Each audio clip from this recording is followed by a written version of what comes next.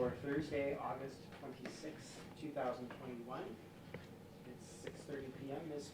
Bertha, would you please call the roll? Council's agenda this evening is to workshop, if you will, COVID-19 or coronavirus recovery plan after a lengthy discussion regarding emergency declaration of the state of emergency by the mayor's office. And some citizen concerns around that, council wanted to further discuss this in a committee of the whole meeting. I think the sentiments from the last discussion we had on this topic were that rather than fiddling with the emergency declaration itself, we would work towards policy that would get us to a point where we could rescind the emergency, and that the executive felt comfortable doing so. So that's where we are tonight. Last night you mentioned in our budget workshop, as we prepared for tonight's meeting, that you'd like to see the phased reopening plan or changes to town services. So I went ahead and printed that in case you weren't able to find it on the website. This document was created after Governor Steve Bullock released a reopening plan for the state of Montana. And it was done, his plan was in 3 phases. And at that time, then the administration developed this plan for providing town services through each phase of the governor's reopening plan. I'm not, to be honest with you, real sure how far into this reopening plan the state got before I think it was overridden by Governor Gianforte. We've had this posted and have kind of used it as a gentle guideline, totally understanding that.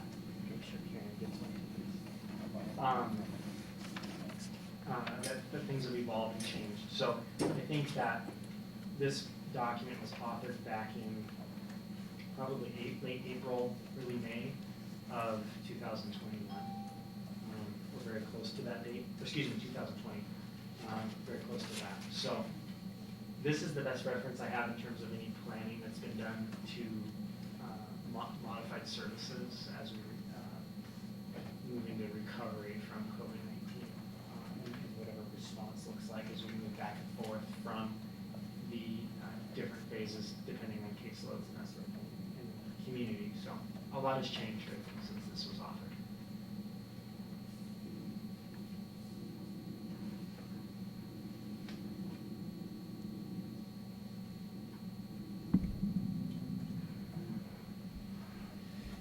So do we want to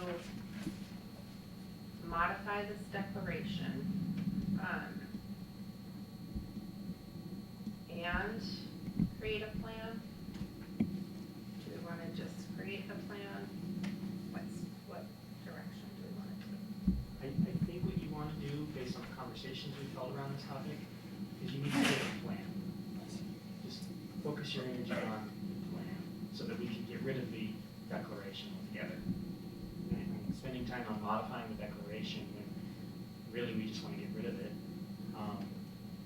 it seems counterproductive to me. I would just assume you spend your energy on getting the plan in place so that we have a direction as an administration or a policy level, and we can work towards getting rid of the declaration altogether.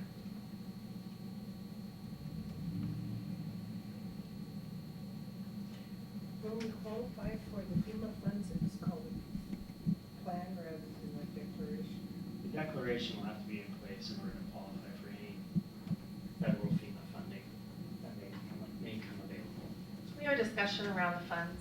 Sure. There's a lot of question about what that looks like, the benefits of that to the town, the requirements, maybe the repercussions.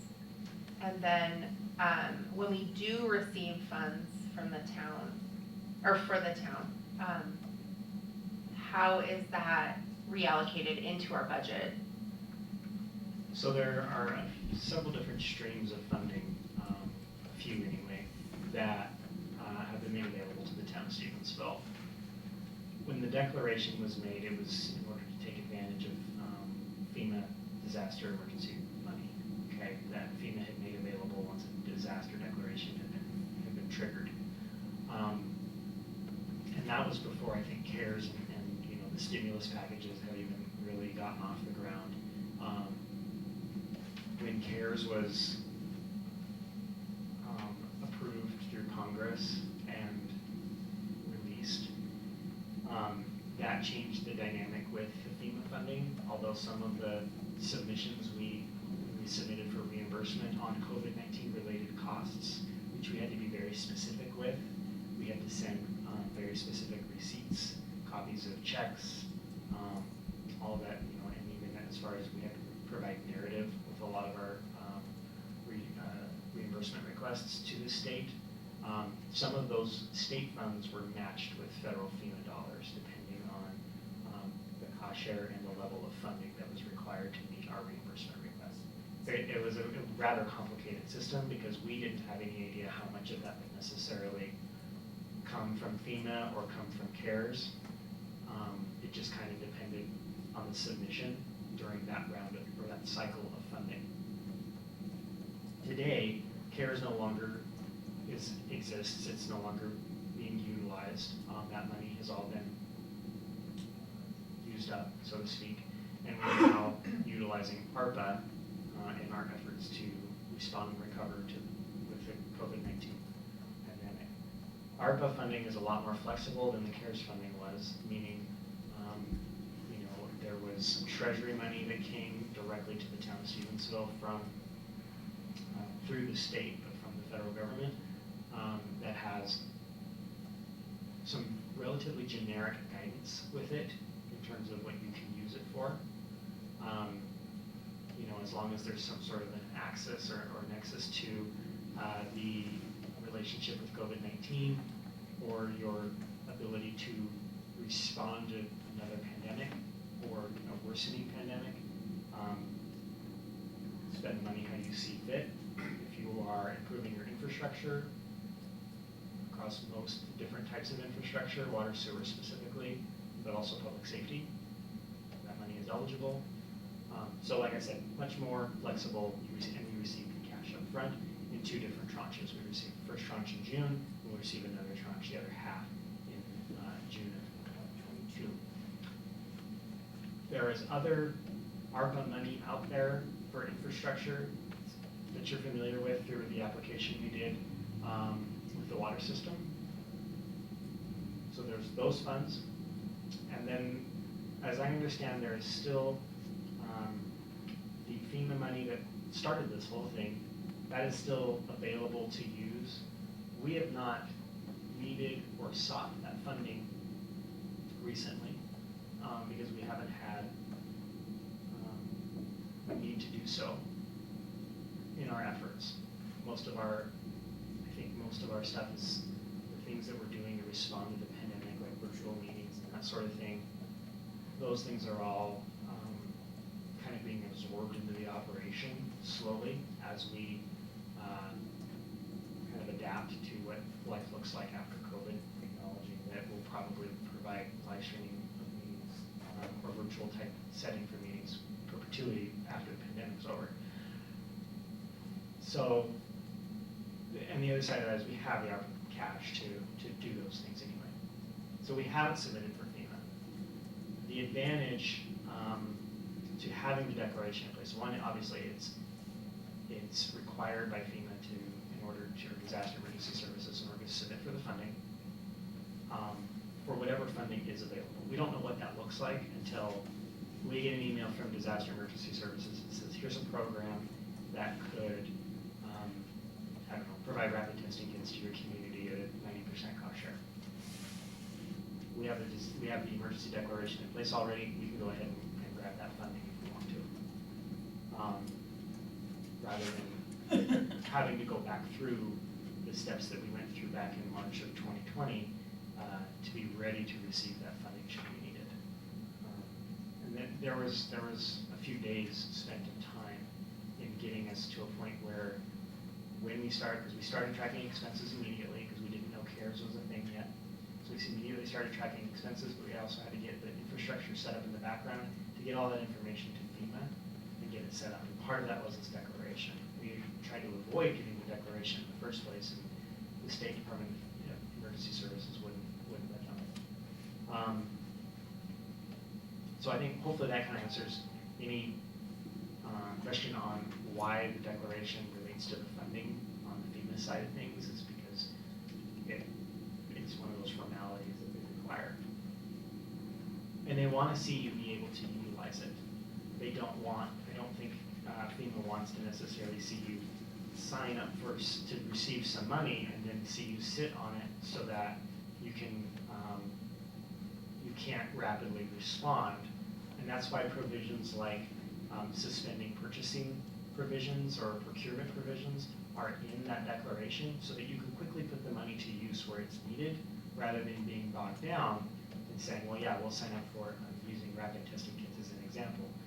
You sign up to receive funding for that, but then and they don't know, right? I mean, every community is different. There may be communities who have some sort of a clause in their procurement policy that says certain healthcare deals need to go through certain procurement procedures. I'm making this up as an example. They don't want to see that bogged down. They want to see you implement the money. And that's why we had all that infrastructure in place back in March. There you go. So then CARES pulled the rug out from under us and we completely pivoted from the federal system of reporting expenditures and saying this is the impact on our organization for COVID-19 to now we're dealing with the state of Montana and they had to make it up as they got the money as well. So.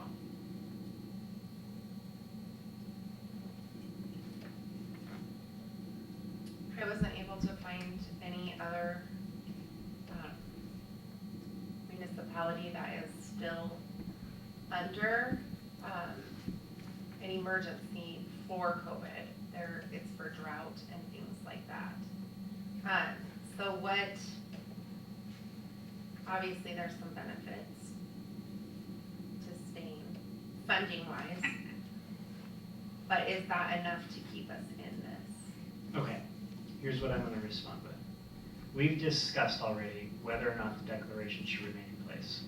What the goal was to get us a plan so that we could respond to the pandemic, recover from the pandemic, and get rid of the declaration. I think the question of whether or not the declaration stays in place has passed. I think we're past that. We need to focus our efforts on getting into how is the community going to move forward from COVID-19? What's next? I agree. The question that I'm asking determines phase one. How long do we stay in that? What is the importance of it? You'll have to answer that. That's what I'm asking. If it's important that we stay in the emergency, what other than funding is that important so we can gauge a time frame? And coronavirus is so rapidly evolving, I don't know the answer to that. Okay. It's day by day.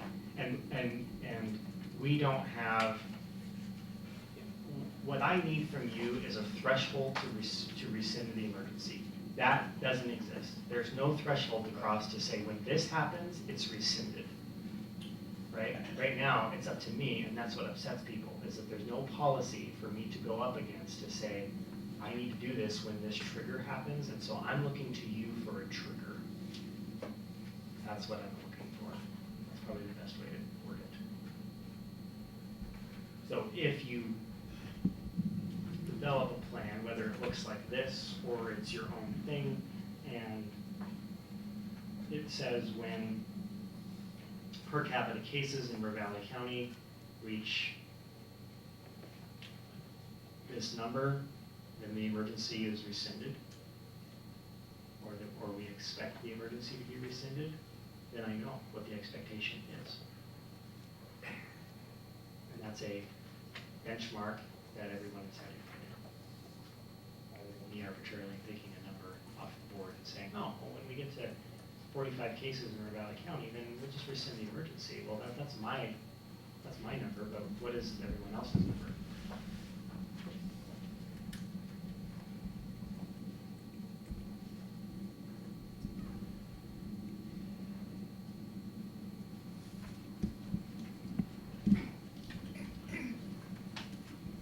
That, of course, is the issue that I've run into in the limited amount of time I've had to try to do some research on COVID recovery plans.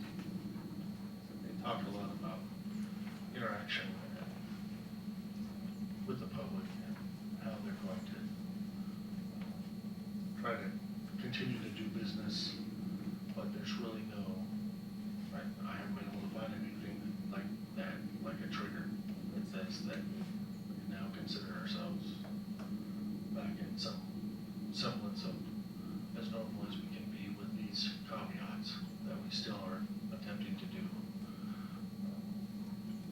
July meetings, still limiting the number of people in a meeting,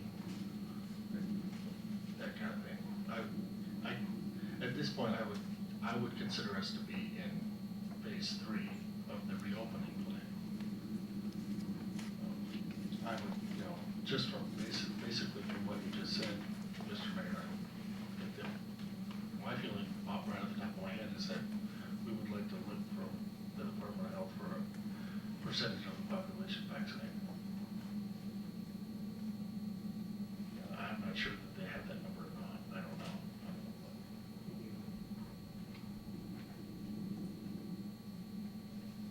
You're speaking in without a county.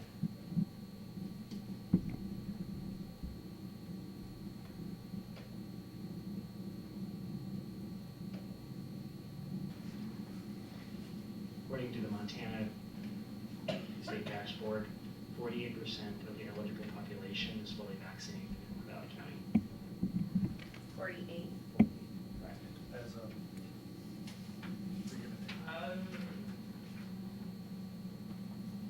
Information reported based on the previous day/week total doses administered between last updated 8/26/2021 at 10:11 a.m. County vaccine information is updated every Monday between 10 and 11:30 a.m. 11:30 a.m. So this was probably as of Monday.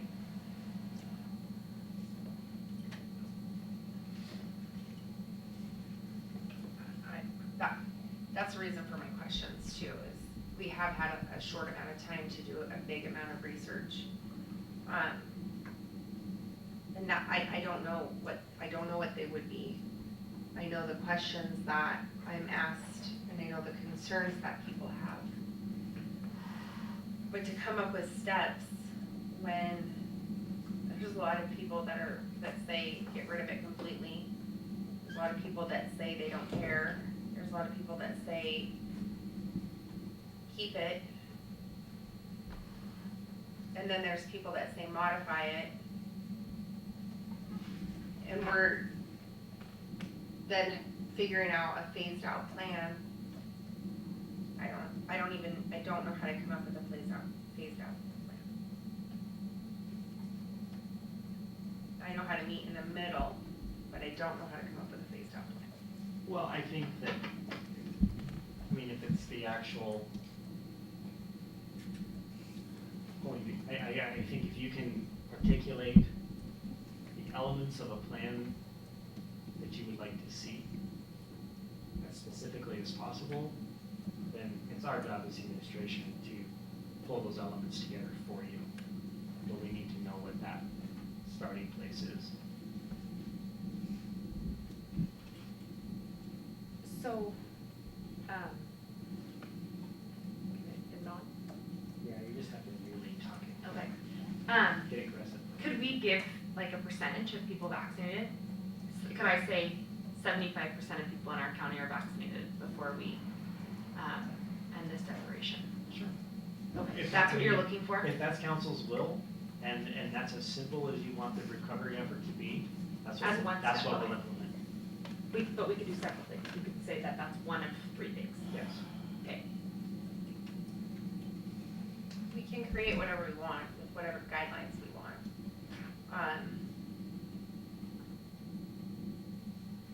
Going through the emergency operations guidelines for Valley County, the one that I have is from 2010. Some of those things apply, some of them don't. We could encompass parts of that. I don't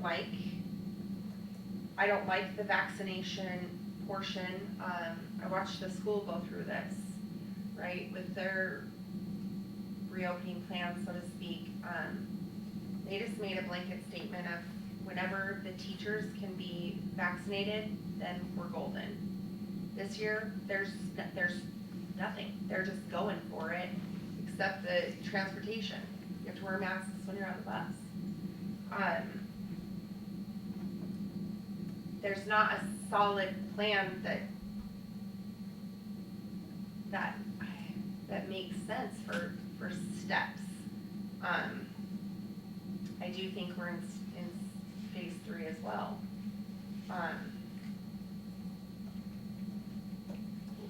Which tells me we're pretty much over it. But then I get on Ravalli County Public Health and I read like, oh, pull up your bootstraps because here we go again.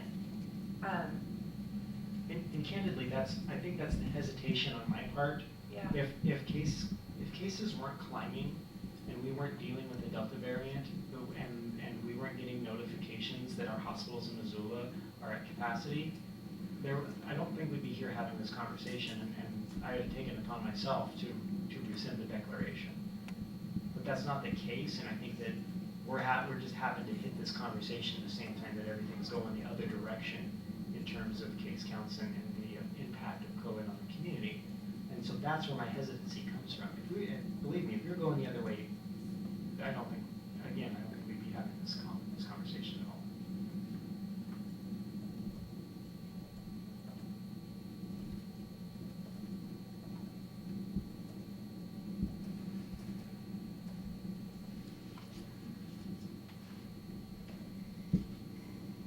I'm not prepared to come up with a phase. And I don't think it's, at least my expectation, that you fully dive, elbow deep into this evening, given the short turnaround for this meeting. You asked to have it immediately, so that's what we facilitated. But I think what's important is you start the conversation, and it's probably okay to take a slower walk through this because it's changing every day. The information we're getting from public health, both in Ravalli and Missoula counties, which both counties impact this community considerably. So, monitoring that information and putting some thought into this is beneficial. I guess this is another one of those instances where we're talking about, one of the things that we're dealing with is that we're looking at a new sense of normal. And nobody really knows what that is. They're not sure where that's gonna be. So,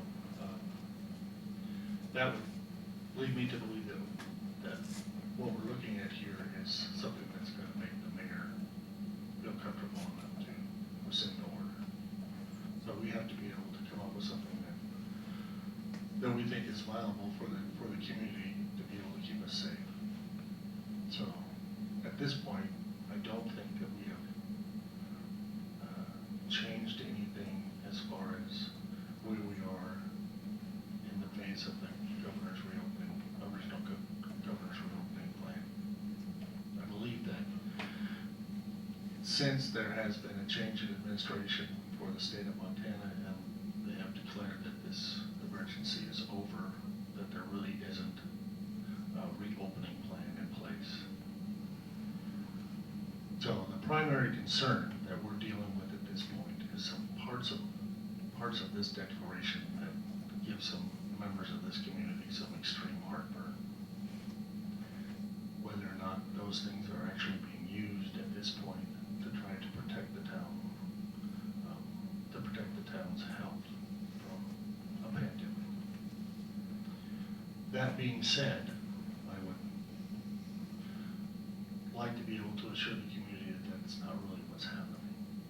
But that in the state of emergency of something that has to happen, that it will happen.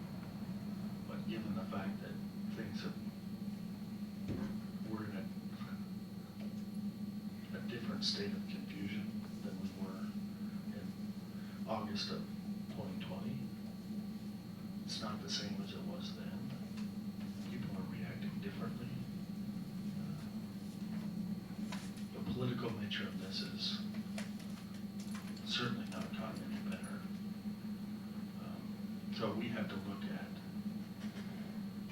what is safe for people, because that's one of the primary duties of town government, is the health and safety of citizens. I would like to think that there isn't anything at this point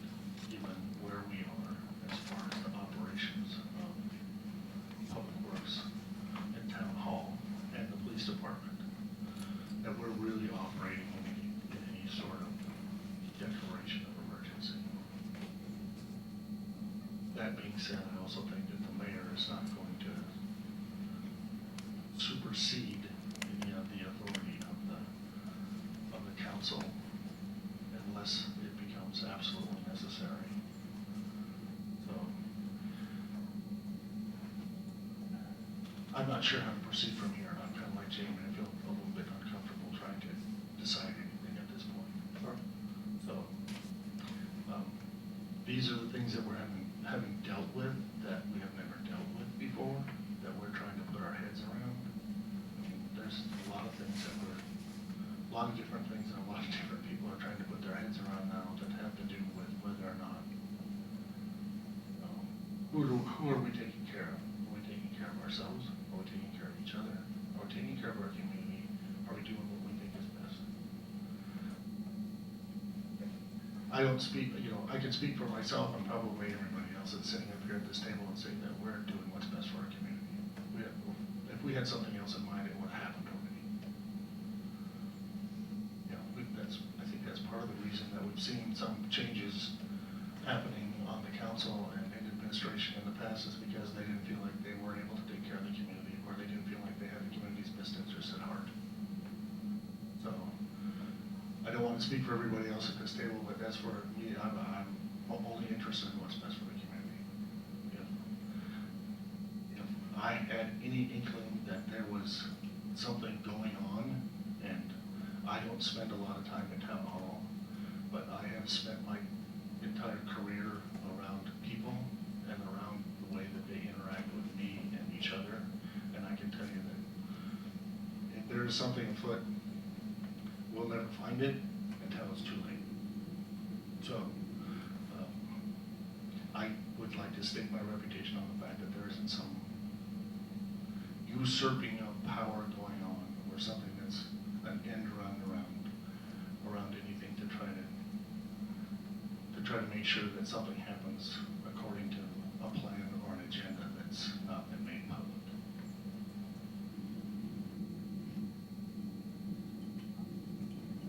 One option you have is if you want additional resources that have been utilized by other communities, we can compile that and relay it to you.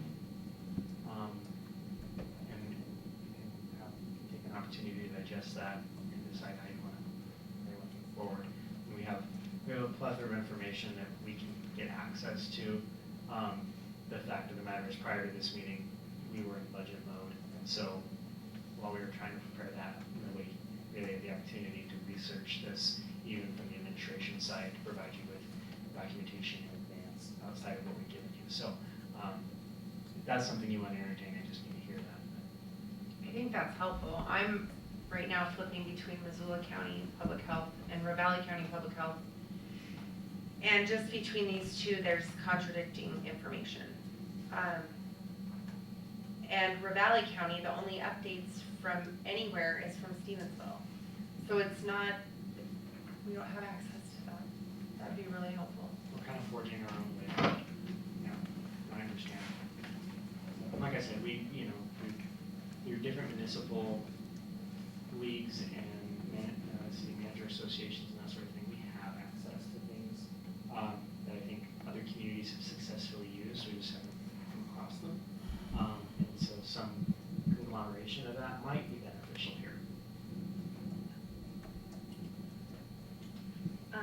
I agree. I think that documentation is necessary because what I think we need to look at is the number of people vaccinated, the transmission rate, the active cases. But that seems so simplistic to make that decision. Sure. So. Okay. Okay, and open public comment. Tim Cruz, 3169 9th Street, Stevensville. The biggest problem I have, the declaration of emergency, is Section 8. The mayor is authorized to enter into agreements and contracts and make purchases and expenditures without adhering to state and local procurement requirements, including those in Title 7 and 18 MCA and the town purchasing policy. This authorization is limited only to agreements, contract purchases, and expenditures reasonably necessary to implement the declaration and to no other agreements, contract purchases, and expenditures. What authorizes that? Nothing. Nothing in Title 10 that authorizes that. The only power the mayor has in Title 10 is to declare either disaster or emergency and limit ingress and egress to the town. This isn't authorized in Title 10. The mayor says that this has been reviewed by legal counsel. Produce the document showing it. Have you seen it? Have you seen the town attorney's review? Have you seen the county attorney's review, the state attorney's review, or any other attorney's review of this document? Because I sure haven't. And that's important. If there has been a legal review, there is a record. The next thing is if we're going to remain in a state of emergency, or in this case, a disaster emergency, which does not exist under Title 10, where's the written plan for the town? Does the town have an emergency plan? And what you're going to do in response to COVID-19? Because I sure haven't seen one. The 2010 Valley County Emergency Operational Guidelines is the last revision of the county guidelines. And that makes the town of Stevensville subservient to the county. There was a pre-disaster mitigation plan that was revised. I participated in review and approval of that and signed it as mayor. But there has not been a revision to the 2010 plan, which is the operational guidelines. So the real problem is the mayor declared the emergency and assumed the authority outside council approval. And even if the council approved it, it would be wrong because the council cannot give power to the mayor that the state legislature has not already given him. Just like you can't take power that's not given to you. That's codified in law. That is part of our structural guidelines for the government. And Ms. Devlin, you and I had a discussion about this. And I hope the rest of the council has had a chance to review the structural guidelines. They're very important. That's the basis of the constitutional government for the town of Stevensville. If you don't adhere to that, you're out of sync with the Constitution and the state legislature. It's important that these things be observed to protect the rights of the citizens of Stevensville. Thank you. Have a great evening. I'm Leanna Rodabaugh, 204 Valley Street, Stevensville. The problem we have here is the last meeting we had, Mr. Cruz explained to you the system we have here in Stevensville, which is commonly called a weak mayor form of government, where the mayor has the ability to run council meetings and take care of the employees down at town hall and out in the field. That's his only job. He doesn't have the right to grasp emergency powers far beyond what anybody would want him to do. He doesn't like that term weak mayor. It's common in government. There's strong mayor, weak mayor, whatever. It offends his sensibilities.